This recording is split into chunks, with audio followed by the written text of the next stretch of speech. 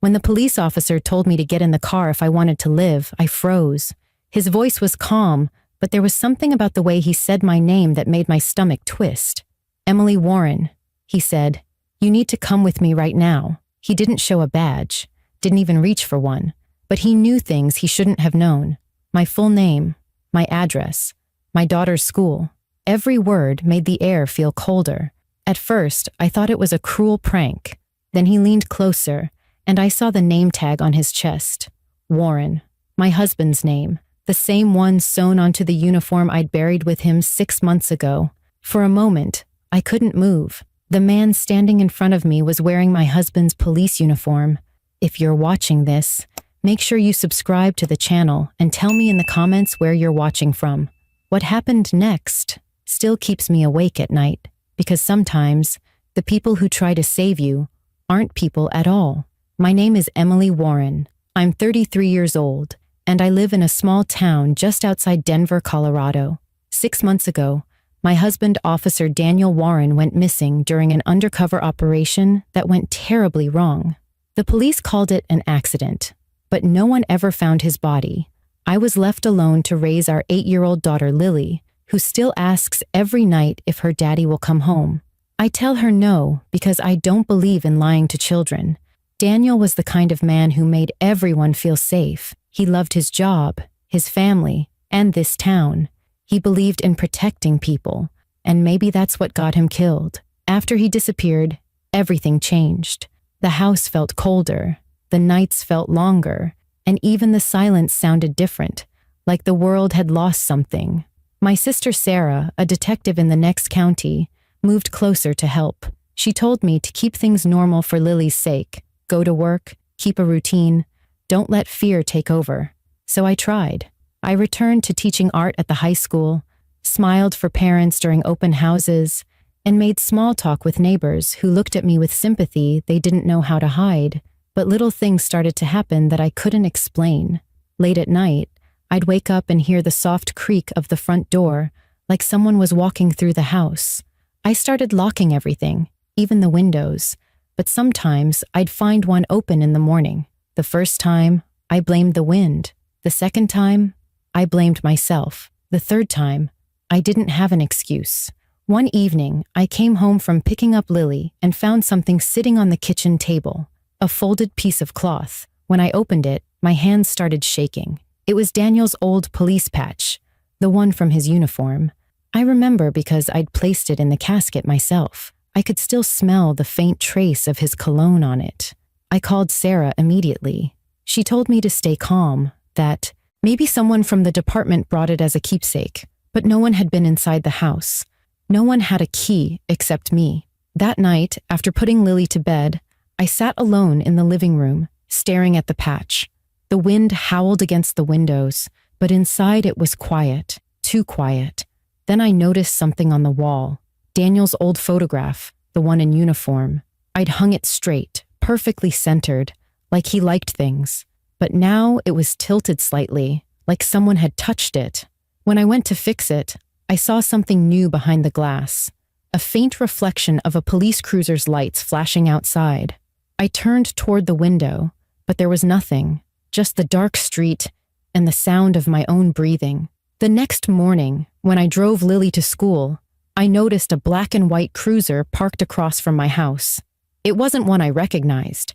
I thought maybe it was Sarah checking in, but when I waved, the driver didn't move. He just sat there, watching. I tried to ignore it. I dropped Lily off, kissed her forehead, and told her I'd be there early for pickup. On the way home, I saw the same cruiser again, this time parked at the end of my street.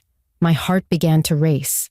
I turned onto another road, thinking I was imagining things, but the car followed, not close enough to scare me, just close enough to make sure I noticed. Finally, I pulled over.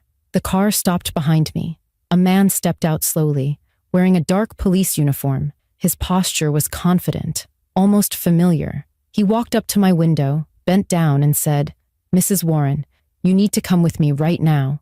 You're not safe here." I hesitated. "Who are you?" "I can explain everything," he said quietly. "But first, get in the car. It's not safe to talk here."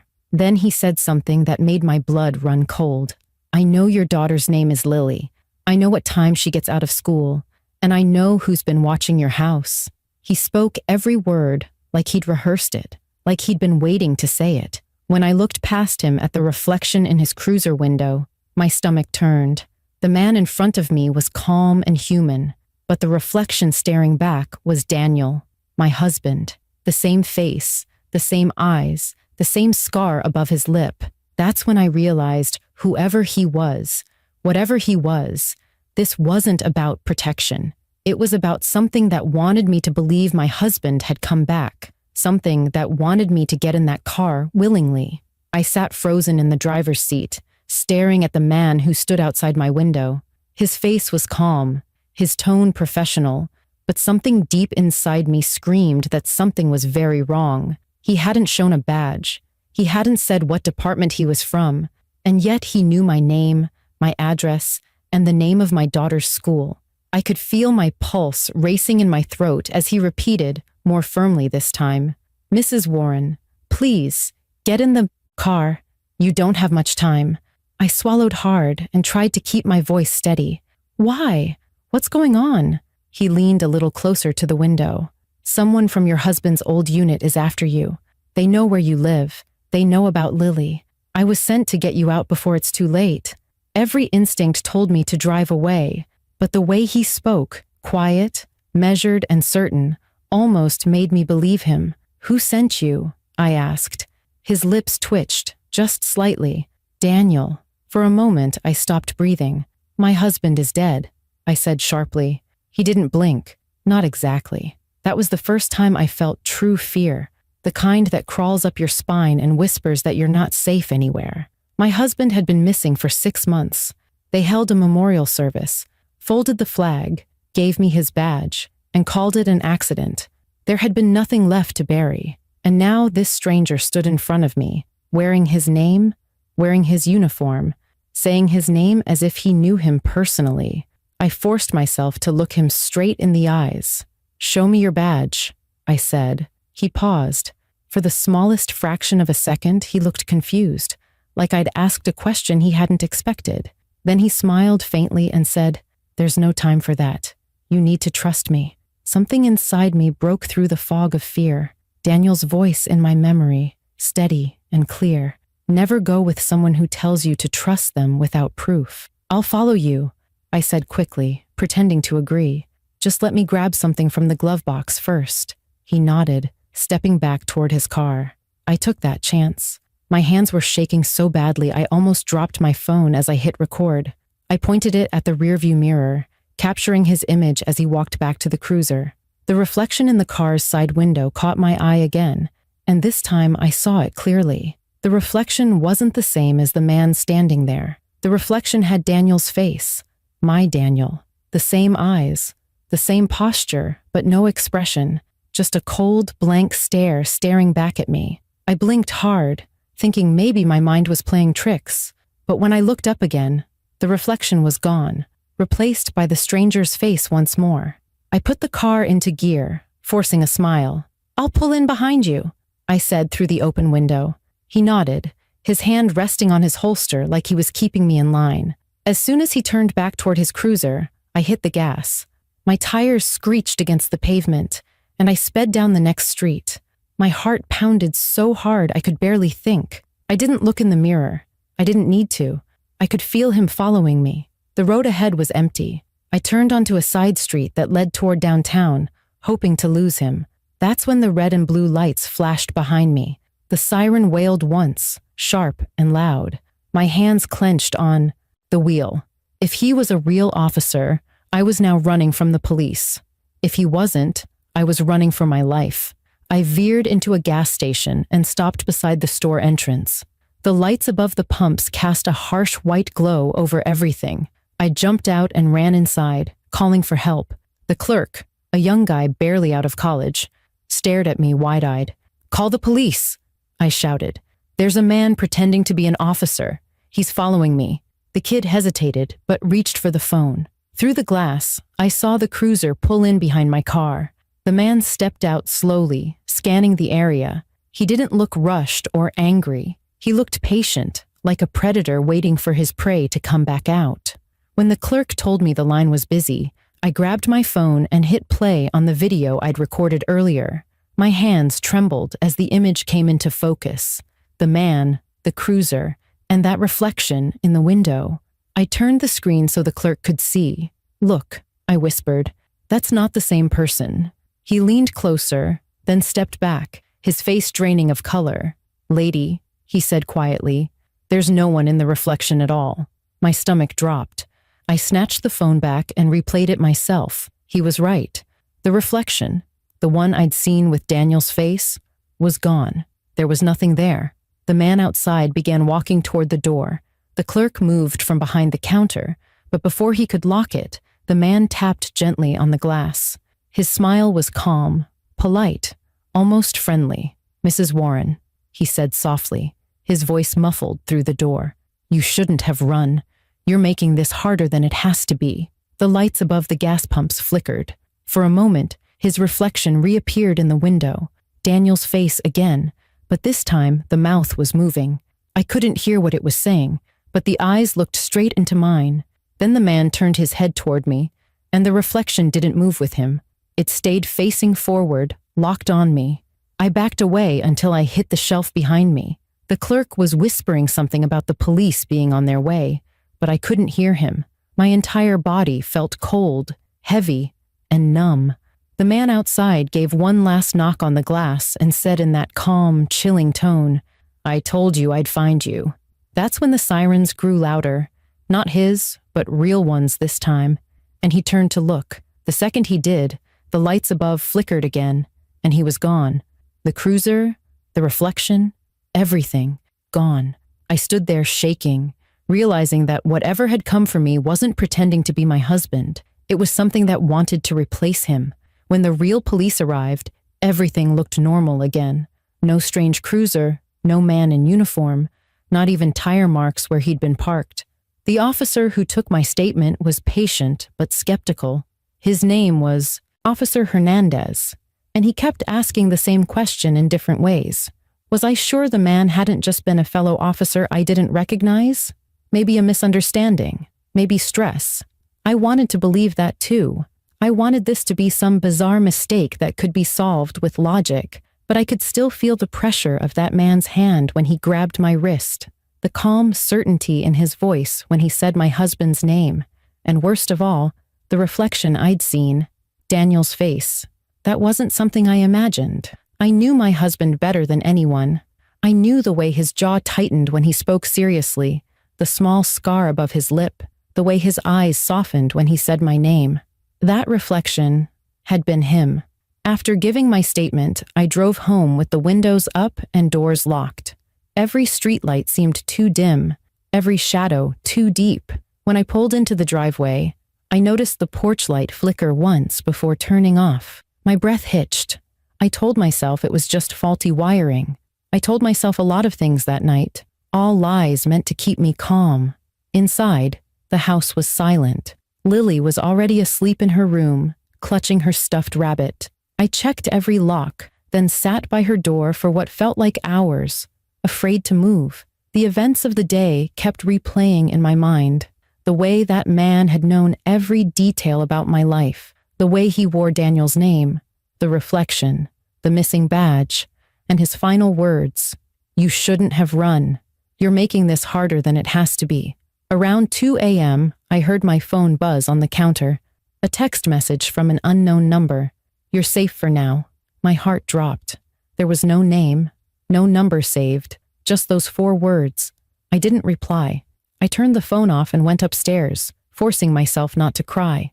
By morning, exhaustion had numbed me into action. I decided to call Sarah, my sister, the detective. If anyone could make sense of this, it was her. When she arrived later that day, she looked as tired as I felt. I told her everything. The cruiser, the man, the reflection, the message. She listened carefully, taking notes, her face unreadable. When I finished, she said quietly, "You're not crazy. A week ago, another woman reported something similar. Different town, same description, tall male officer, wearing a uniform that didn't match his badge number. He called her by name before she ever introduced herself. I stared at her, unable to speak. What happened to her?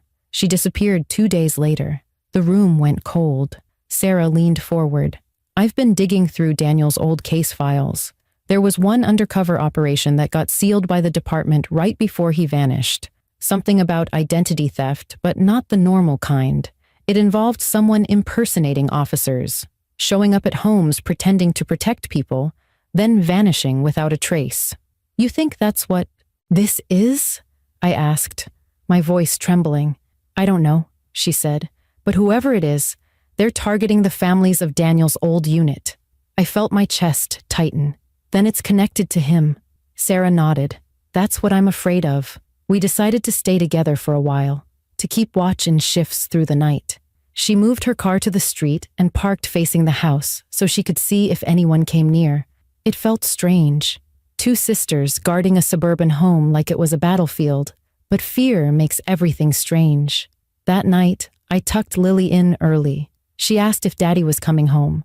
I lied for the first time since the memorial and said maybe. Her little face lit up, and for a moment, I wished it could be true.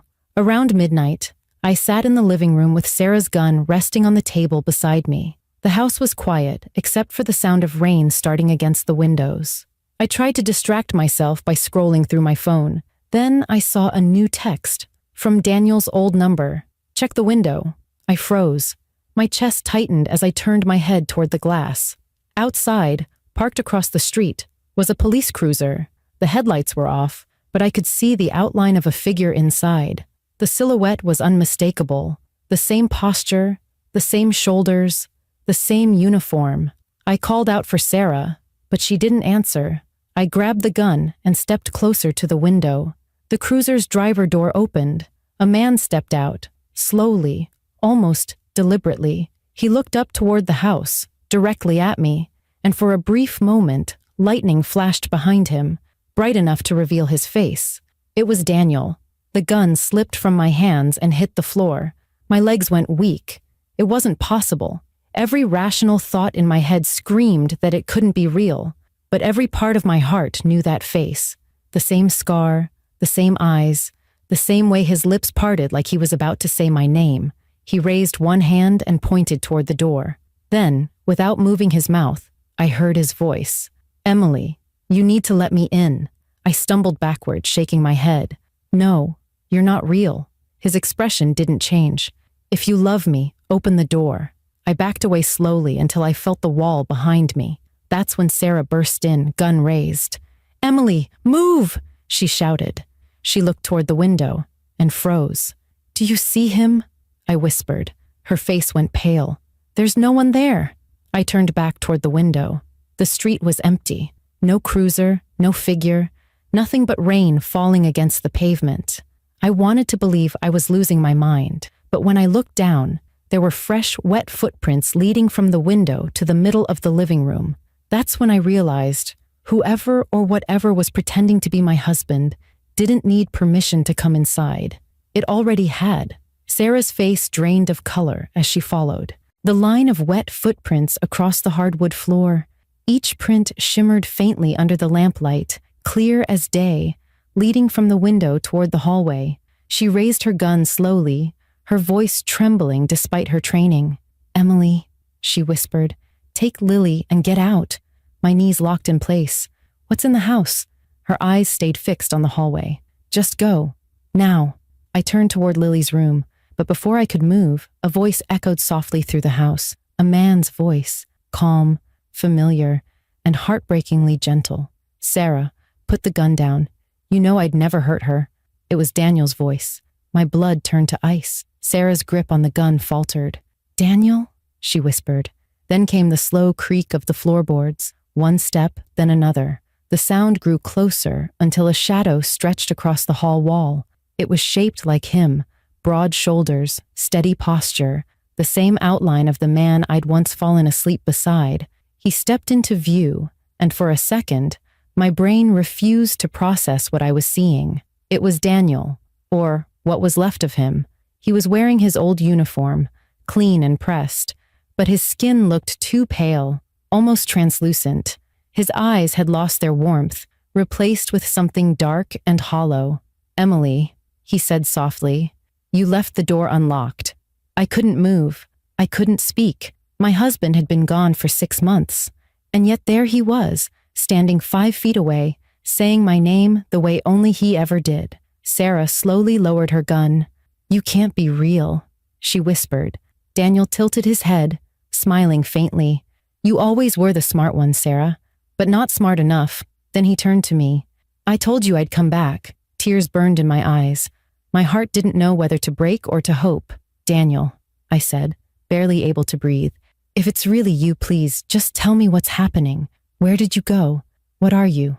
His smile faded. For the first time, I saw a flicker of pain on his face. "I tried to come home," he said, "but it wasn't me they let go." Before I could ask what he meant, the lights flickered, plunging the house into momentary darkness. Sarah grabbed my arm. "He's not human, Emily. Look at his reflection." I turned toward the window, and my breath caught. Daniel's reflection wasn't there. The empty space where his image should have been stared back at me like a void. When the lights came back on, he was closer, too close. He reached out his hand, and I saw that it wasn't flesh. The skin shimmered faintly like static. His voice softened again. "I'm here to protect you. Just come with me." Sarah stepped between us, raising the gun again. "Don't move." Daniel's eyes darkened. "You shouldn't have brought her into this, Sarah." Then, faster than I could react, the air shifted. The lights burst, the sound sharp like shattering glass. The air grew heavy, electric. Sarah fired once. The bullet hit him square in the chest, but instead of blood, a burst of light flashed outward like sparks from a short circuit. Daniel stumbled back, his face twisting, not in pain, but in anger. "You shouldn't have done that," he said quietly, his voice now layered, 2 tones speaking at once, one Daniel's and one deeper, mechanical. He raised his hand, and the gun flew from Sarah's grip, landing against the wall with a clang. The temperature in the room dropped instantly. My breath came out as fog. I grabbed Lily's stuffed rabbit from the couch, my hands shaking uncontrollably. Then I saw something glimmer on his wrist, a small black device embedded under the skin, pulsing faintly like a heartbeat. It wasn't a scar. It was technology. Sarah noticed it too. "He's being controlled," she whispered. "He's not back. He's being used." Daniel looked at her with hollow eyes. "No, I am back. I just don't belong to you anymore." Before he could take another step, Sarah lunged at him. They collided, knocking over the lamp. The room plunged into near darkness, except for the faint, flickering light from the device on his wrist. I could hear them struggling, the thud of bodies hitting furniture, Sarah grunting, Daniel's voice echoing strangely between human and distorted tones. "Emily," Sarah shouted. "Run!" I turned and sprinted toward Lily's room. My hands fumbled with the doorknob as I burst inside. Lily was awake, crying, clutching her blanket. I scooped her up and ran toward the back door. But when I opened it, I froze. The cruiser was back, parked behind the house, headlights off, and in the driver's seat I saw him, Daniel, another Daniel. I stepped back slowly, clutching Lily tighter. Behind me, I heard Sarah scream. The front door slammed. Footsteps pounded through the hallway. Too many. It sounded like there were 2 of them now, maybe more. I ran upstairs, heart hammering, into the attic. The old boards creaked beneath my feet. I set Lily down, whispering, "Hide here. Don't make a sound." She nodded, tears streaking down her face. From below, I could hear them speaking. 2 identical voices now, overlapping in eerie harmony. "You can't hide from me, Emily." I crawled toward the far corner of the attic, reaching for the small window that faced the street. The glass reflected my terrified face. And behind me, 2 silhouettes climbing the stairs. One of them spoke in Daniel's voice. "You said you'd wait for me." The other repeated it perfectly, milliseconds later. "You said you'd wait for me." I pressed my hand against my mouth to stop myself from screaming. Then, suddenly, silence. The attic door creaked open, and from the darkness below, a single voice, my husband's, whispered, "It's over now. You can come down." But when I turned toward the window again, the reflection staring back wasn't mine anymore. It was his His face smiled from inside the glass, and his voice whispered from everywhere at once. I'm already home. The light bulb above flickered once. Then everything went black. When I woke up, it was daylight. The sound of rain tapping against the window had replaced the silence of the night before. For a moment, I didn't know where I was. I was lying on the living room floor, my head pounding, the air thick with the faint smell of burnt metal and ozone. The curtains fluttered slightly, letting in thin shafts of gray light. Everything looked normal again. Too normal. Sarah was gone. So was Lily. I sat up fast, panic flooding my chest. Lily? My voice cracked as I called her name. No answer. The house was still. Then, from upstairs, I heard the faint sound of a child's laughter. My heart leapt, but something about it wasn't right. It wasn't the kind of laugh my daughter made when she was happy. It was too rhythmic, too measured, like someone trying to copy joy instead of feeling it. I ran up the stairs 2 at a time and burst into Lily's room. She was sitting on her bed, clutching her stuffed rabbit, smiling at me. Relief washed over me for a split second, but it vanished the moment she spoke. Mommy, Daddy came to say goodbye. I froze. What? She tilted her head. He told me he loves me. He said he'll always be with us. The air in the room felt heavy, pressing down on my lungs. Lily, I said carefully, where is Daddy now? She pointed toward the window. He's right there. I turned, slowly. Outside, the driveway was empty. But when I looked closer, I saw something faint. 2 sets of wet footprints leading away from the house, vanishing into the mist. One was adult-sized. The other was small, like a child's. My stomach twisted. I turned back toward Lily. She was still smiling, but her eyes looked distant, almost unfocused. Honey, when did you see him? Just now, she said softly. He told me you shouldn't be scared anymore. He said everything's okay now. I didn't know what to say. I walked over and knelt beside her, brushing a strand of hair behind her ear. Her skin was cold. I could feel my own heartbeat racing against the silence of the room. Where's Aunt Sarah? I asked. She left, Lily said simply. Daddy told her to go. I stood slowly, my breath trembling. I checked every room in the house, calling Sarah's name over and over, but she was gone. Her car wasn't in the driveway. Her gun wasn't on the table. Only her jacket remained, draped across the couch. Inside one of its pockets, I found her phone. The screen was shattered, but one message was still visible, the last text she'd sent before disappearing. It was to me. It said, "He's not Daniel." The words hit me like a weight. I sank onto the couch, gripping the phone so hard it hurt. My mind replayed everything from the night before, the reflection, the lights, the 2 voices in the attic, the way Daniel had said, "I'm already home." I wanted to believe it had all been a nightmare, that the stress of losing him had driven me past the edge of reason. But the evidence was right in front of me. The footprints, the broken phone, the way Lily's eyes didn't look quite the same when she smiled. I called the police again.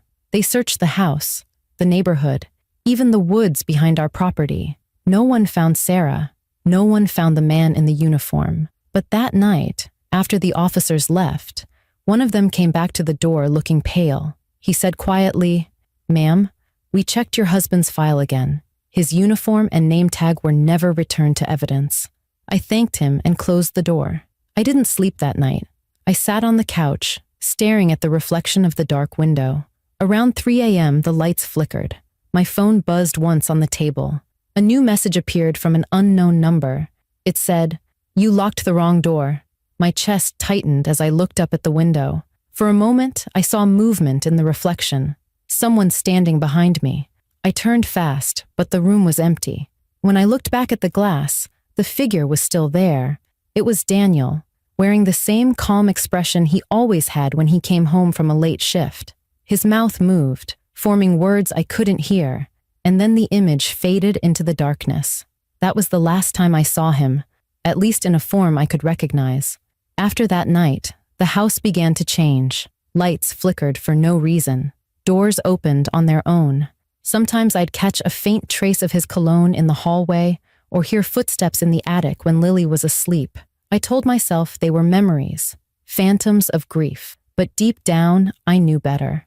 We moved 2 months later, far from that house, far from the town where everything started. I thought it would end the strange occurrences, but it didn't. The first night in our new home, I found a folded note on the kitchen table. The handwriting was Daniel's. It said, "You promised to wait for me." I burned the note in the sink that night, but the smell lingered for days. Now, I've stopped trying to understand what happened. Whether it was something supernatural, a government experiment, or a man trying to come home through the wrong door, I'll never know. What I do know is that something came back wearing my husband's face, and it didn't leave alone.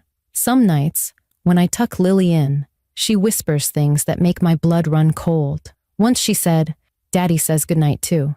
Another time, she smiled in her sleep and said, "He's almost done fixing the door." I don't ask questions anymore. I just hold her close, check every lock, and keep the lights on. Because sometimes, the people you love most don't come back to protect you. Sometimes, they come back because they can't let go. So if you're watching this, remember one thing. When the past comes knocking, don't open the door. Not everything that calls your name still belongs in your world. If you made it to the end, subscribe to my channel and tell me in the comments where you're watching from and what you'd do if someone wearing your loved one's uniform came back and said, "Get in the car if you want to live."